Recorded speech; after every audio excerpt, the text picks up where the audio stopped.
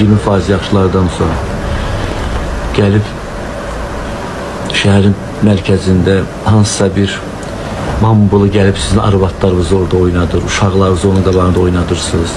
Özünü tanımayanlar gəlib yaxanıza tüpürüm, üzünüzə tüpürüm. Vətəndaş mövqeyimdə Rayət İmam Əliyev, dünyaca ünlü Türkiyəli dondurmacı gəlib Bakı şəhərində əyləncə təşkil edir. Yaşa Azərbaycan mahnısını oxuyur və Azərbaycan mənim ikinci vətənimdir deyir. Nadir Qafarzadə, sən o dondurmacı ilə rəqs edənlərin üzünə tüpürmək qədər kişiliyin varmı? Dondurmacı ilə rəqs edən o balaca qızın üzünə tüpürməyə sənin cəsarətin çatarmı?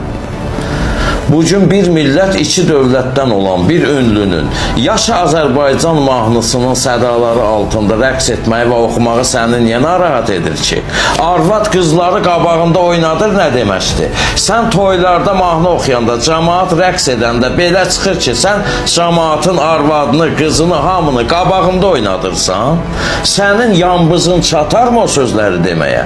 Sən kimsən ki, 20-25% çıxmaq şərti ilə yalandan bir fərq qoysan, bütün Azərbaycan xalqının üzünə tüpürəsən.